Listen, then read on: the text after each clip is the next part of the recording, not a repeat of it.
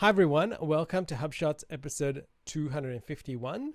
In this episode, we talk about the psychology of A/B test and measure and studies that have reversed that and what that means for us as marketers and how does that motivate us to do more A/B testing in HubSpot. You're listening to Asia Pacific's #1 HubSpot focused podcast where we discuss HubSpot tips, tricks and strategies for growing your sales, service, marketing, and now operations results. My name is Ian Jacob from Search and Be Found, and with me is Craig Bailey from Zen Systems. How are you, Craig? I'm well, Ian, and quite interested in this little article that I found on psychology tests and how they've been reversed. I've put reversed in air quotes because it really just means debunked. Going to talk about this more in shot 8 later, but just very quickly to give listeners a bit of a taste of what it talks about. It's looking at all these psychology tests that have often come out in popular literature, Malcolm Gladwell, etc., about these findings and the fact that they can't be replicated. And so often they're reversed just because people actually find that actually they can't be replicated and therefore they're probably not actually statistically confident. We're going to chat about that in a bit more detail and also what it means for marketers and how that relates to our own testing. And on to our quick shots of the week, Craig. And now, and we love workflows, and this is the first one. There are 12 fresh new templates in workflows to automate. Now, there are so many things you can do in workflows, but this is a great starting point. And so some of the most common things that they've added is nurturing a first conversion, sending a notification when a meeting is booked or scheduled, sending confirmation emails for events. And this is interesting. It obviously shows that people are doing events now and they need those reminders that are going out. One that's really common that we have done often is celebrating anniversaries, plus many more. The next one is syncing companies with the data sync functionality within HubSpot. And finally, Craig, what's this, a collaboration sidebar? That's right. So the collaboration sidebar is now available in website, landing pages, and blogs. And you would have seen this. I think it's also in ads and a few other places within the system. And this is available to professional enterprise users. So what this enables you to do is if you are on let's say a landing page, there's a little, at the top right-hand side, there's a little bar that you can basically collaborate with people without leaving the tool. So if someone on your team, you need some feedback on, say, the imagery or the text within the page, you can say, at Craig, let me know if the images I've used on this landing page are okay. And they get notified and then they can respond back. And it's in a nice little sidebar that shows all the comments. Yeah, so look, this is really nice. And do you remember, I reckon we talked about this like 3 to 5 years ago when we talked about Salesforce Chatter. Yes. We talked about Chatter and we're like, I wonder how many pieces of that'll end up in HubSpot because it's such a good idea. Get everyone into HubSpot where, that's the place they collaborate, and it's happening. It's great. It's really good. That's right. And I think what we're seeing is it's happening more across all of the tools to keep people within the tool and engaged, which is fantastic. All right, onto HubSpot marketing feature of the week, Craig. And this is all about A/B testing website and landing pages. And I thought, firstly, let's start with what is A/B testing? And A/B testing, also known as split testing for some people, is a process of showing two variations of the same page to different segments of website visitors at the same time and comparing which variation drives more conversion. And the ability to test pages and landing pages within HubSpot is relatively easy, I think, when I compare it to other tools that we've used in the past. And so one of the things we wanted to highlight was one of the really simple things you can do, as I've given in a screenshot, is one of the tests we've been running is putting less content on a page. So understanding how much content is driving conversion. And it's very interesting to understand in this example is that people at a particular stage of the journey are obviously looking for more content. And in this case, the time on page which has less content has done really badly. So, but there's not any statistical significance to stop it now. So I want to keep it going to see, based on that, how much more this is going to affect the page, or this test is going to affect the outcome on the page. But it's a great thing to test if you're thinking about testing. Yeah, look, I really like this, and I think it's good to start with an example like this, because later on in the show when we talk about testing in general, having this example in mind, I think is going to be really helpful. And there are two great resources also. If you get the show notes, it's about how to do A/B testing. It's a great piece of pillar content from HubSpot. And another one that was really good that we did come across was an A/B testing guide from Visual Website Optimizer, also known as VWO now. All right, onto our sales feature of the week, Craig, and looking at property history and understanding why a task got created. And this came from one of our much loved customers, and they were like, I've got this task and I don't know where it's coming from. And so I kind of went through the property history. So listeners, if you don't know, on a contact, on a company, you'll see this as a little button below the main section on the left hand side, and you can actually view your property history or view all the changes. And what I essentially did was we went through that and we looked to see when the task was created and what potentially created the task. And we discovered a workflow that someone had created that created this task and that got assigned to a salesperson that's no longer there. But it was a really good reminder that when you've got sequences that are creating tasks, you've got workflows that are creating tasks, and if you don't name things correctly, the trouble you can get into very quickly, and understanding where it is so you can troubleshoot the problem really well quickly and understand what's happening in the timeline when this is taking place. So another tip is make sure you name your task correctly, or have some sort of identifier to know where things are happening or where it's being generated from. So an example was the other day with a customer of ours. We have quite a long initial workflow that someone goes through, and there are multiple tasks potentially that get generated out of that.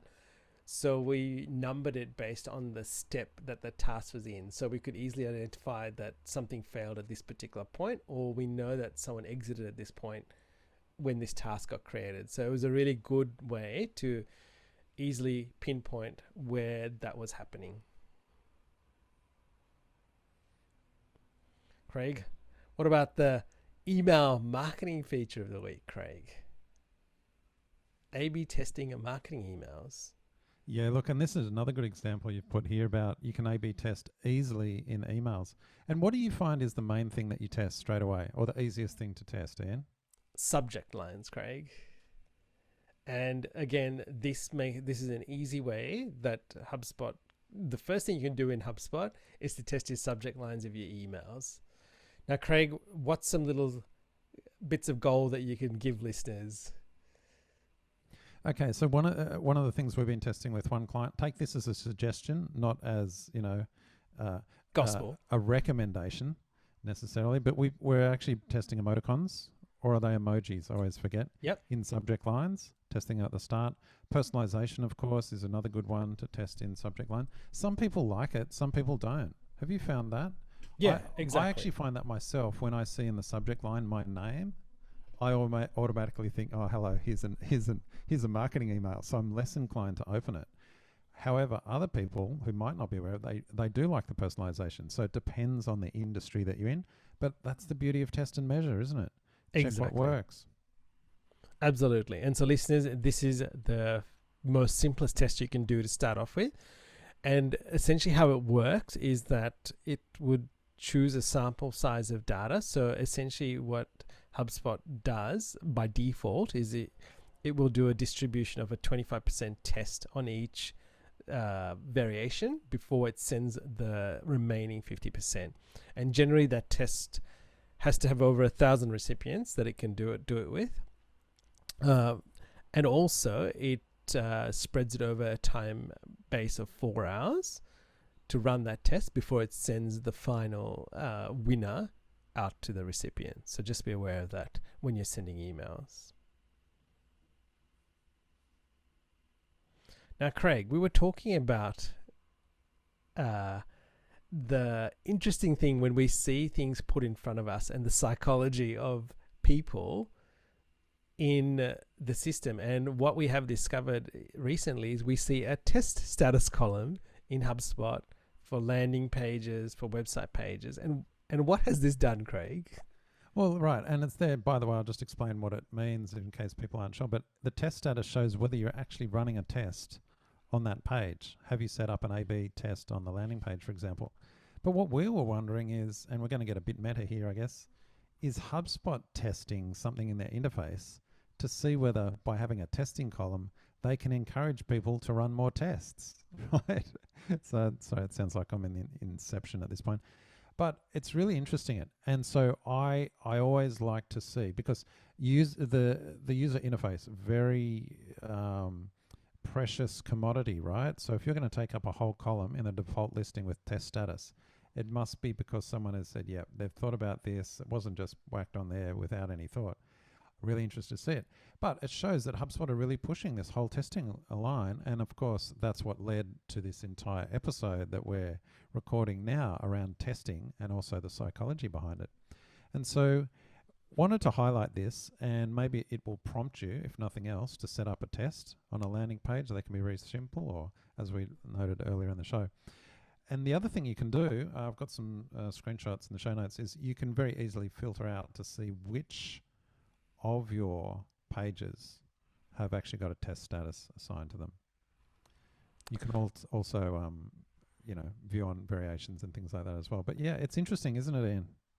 It is. And you know what? Ever since that column has appeared, I have got countless questions from people that we deal with in businesses about, I need to run a test.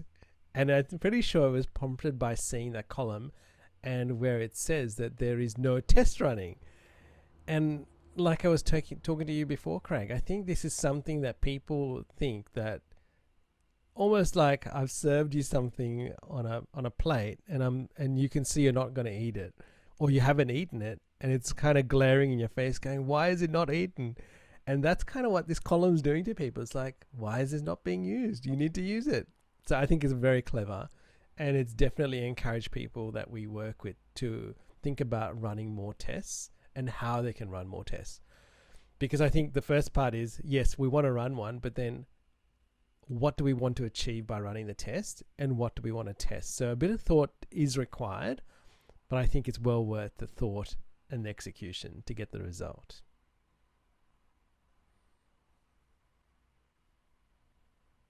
All right, on to our marketing tip of the week. Beware of your biases. I thought this was important to highlight before we get on to the actual testing psychology piece, because if you're not even aware of your biases, you can actually go into a test dooming it to failure right at the start. And to illustrate that beautifully, I've put in the show notes this sketch from Sketchplanations, which is a wonderful site. And I'll describe it to you because it can be described, but you should really see it for the full effect. Someone's highlighting, they've run this test where what we did is we sent out a survey to people asking if they like responding to surveys. And amazingly, we received almost 100% response rate saying they love, 100% of the responses said that they love responding to surveys. Right, so the implicit bias there, of course, if you don't, you won't respond, and therefore your results won't be reflected. So I think everyone can understand the idea. And so with that in mind, I was like, right, how have we fallen into these biases ourselves and also with our clients? And I thought I'd just mention a few of the common ones. So the most common bias we get from customers, and I fall into this trap myself, is thinking we know where our customers will be. So they often say, oh, look, our customers aren't on, insert your social channel. Our customers aren't on Facebook. They're all on LinkedIn. Or, oh, our customers aren't on LinkedIn. They're on Instagram. They state these things without any evidence. And so what we like to do, and what I try to catch myself doing, is to say, oh, okay, I'm going to call that an assumption or a hypothesis, and I want to test it. And so some others are, look, our customers don't want to read about insert topic X. They want to read about topic Y. Have we tested that? Have we actually looked at the analytics? Have we actually checked it? And then the big one we get is, and this is normally from a CEO who's not at all involved in marketing or anything. They'll say, oh, we want to rank for, and they insert this big term, this big broad term. We want to rank for this term. It's like, oh, have we actually tested that? Have we actually done any research? Have we actually, yeah. So these are common biases that we fall into. And so the best way to manage these is, call them an assumption, then test them out of your testing budget. And we've talked about this in the show before, haven't we? It's like have 10% of your advertising budget earmarked as a testing budget just to spend when appropriate. And so you might say, look, we want to test that channel thing that we talked about. Okay, yeah, your B2B clients probably are on LinkedIn, but let's just test it on Facebook and Instagram or Twitter as well. Just see if we get a response and we'll confirm your assumption. And then the two things about that are, one advantage is if you test it and you confirm their initial assumption, well, great, you've confirmed it. But even better, if you test it and it's disproven, excellent, you've actually got even more channels or whatever to work on. And the third bonus from that is, well, if you've assumed that, your competitors probably have assumed it as well. So possibly by you testing it and finding a channel that you didn't think was going to work, your competitors haven't even bothered to test it and aren't using it. So you've kind of got a less crowded field there to play on in some ways. So look, that's it. Just be wary of your biases. We've chatted about it before, and label them as assumptions so that you can test and measure. And this leads us onto our insight of the week, Craig, which is confidence in test and measure. Yeah, so picking up what we started on the show, talking about these reversals in psychology, which I just think is fascinating. I find human behavior fascinating. Yes, I agree. I think you do too, and a lot of listeners would as well. Especially if you're in marketing, you've got this curiosity about how people respond and what do they do? What are they thinking? Trying to get inside the mind of our audience. And that article by Gavin Leach, which we've linked to, he's listed a whole lot of psychology studies that have been reversed or debunked. And he looks at they weren't replicable. They had really small sample sizes. They had variable conditions. And then in some cases, they're like, actually the students or the people in it that thought they were being tested in a control group actually made up their responses, or they deliberately, later on when they interviewed, they deliberately chose the opposite or disobeyed instruction, like all kinds of problems, which means, they can't be relied on. So I was like, right, okay, well, that's great. So what does that mean for marketers? Well, here's the thing. What it actually highlights is that we can't take studies, I've got air quotes here, Ian, studies as fact. We need to be thoughtful about them. And I don't mean kind of always being devil's advocate and challenging everything, but just be thoughtful about them before we embrace them as being fact. And that's hard to do because we do fall into traps. We read these marketing studies from experts, and they often tout big numbers and percentages and all kinds of things that look scientifically credible. But we've actually got to be thoughtful about it, because not only is it possible that their testing wasn't rigid and statistically, confident, but their situation might be different to ours. So we always take these as ideas to test ourselves. And so that's the takeaway that I want our listeners to be thinking about and being motivated by. If psychology studies can get it wrong, and these are often things that impact life, then marketing studies, which are less rigorously reviewed, can also have problems. And so it's up to us as marketers to take them merely as ideas, test and measure. And that's the beauty of being in digital marketing. You have two things. One, we've got this platform, and you've talked about all these excellent starting points for landing pages, emails, and things that we can test. That's the first thing. But two, we're really lucky that with the channels that we have access to, paid social, Google Ads, all of that, we can very economically drive enough traffic to meet statistical confidence requirements. So it's just great to be working in this field as marketers. We can test things. And the final comment I'll say about this, Ian, and then hand to you for your comments, is that we can retest, because, and this is the other thing we find in marketing, we do a test 2 years ago, we find one particular outcome, we should test it again because people's behavior changes. Not only do our circumstances change, but people change. And so constant test and measure. And isn't it wonderful that we have tools and platforms that allow A/B testing with such sophistication? I totally agree, Craig. And one of the things I'm going through with a customer of ours is who they're selling to has evolved and has changed, and they've repositioned themselves. And so it's really interesting going through the process with them to understand, okay, well, we used to deal with these kind of people before, but now we're going to deal with these kind of individuals. What does that mean for the way we're marketing to them? And we're just working through that now. So I think this is very important in the test that we've done so far. Like, not saying that the test that we've done so far has been negated, but it gives us an opportunity to test some new things or retest some things with a new audience and where they're going. So this gives us an opportunity to do that. And like I always tell people, if the test fails, or it doesn't matter, actually we've learned something from that, and it's something we can take away to adapt and change and try something new again. And I think that's the mindset we need to have as marketers, is not always try to think we've got to win everything. There are times when it is going to fail, but we'll learn from that and we'll move on to the next one. All right, Craig, what's our HubSpot throwback of the week? I was looking through the HubSpot product updates blog as we do each week, and a year ago, they updated workflows to allow cloning and reordering of branch conditions. I totally missed this, Ian. I didn't even know about it. Did you know you can reorder the branch conditions? You just drag and drop them. Yes, I was doing that last week when I had a workflow problem. Oh, and I loved it, because previously you would have to almost recreate that action again in the new position, whereas now you can move it up or move it down quite seamlessly, and that is a massive time saver when we're talking about automation and building this out for people that we work with. Now, listeners, if you get the show notes, you'll see a really interesting, what should I say, animated GIF there, Craig? Yeah, we like to put in some little fun things for the readers.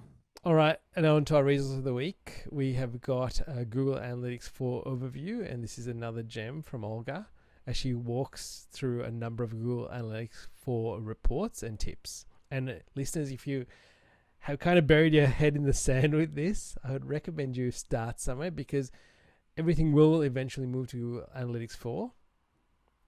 And it is really important you understand how it affects you, how you need to implement it, and what you need to do to get on the path to making it work for you. All right, Craig, on to our quote of the week. Nice brief one. Have you ever wondered what passion is? You know, people say, oh, I'm passionate about this. I'm passionate about HubSpot or whatever. I'm like, passion? Am I passionate? I don't know what that is. Anyways, I saw this great video by Tom Bilyeu during the week. He's got that Impact Theory YouTube channel, which I'm quite enjoying at the moment.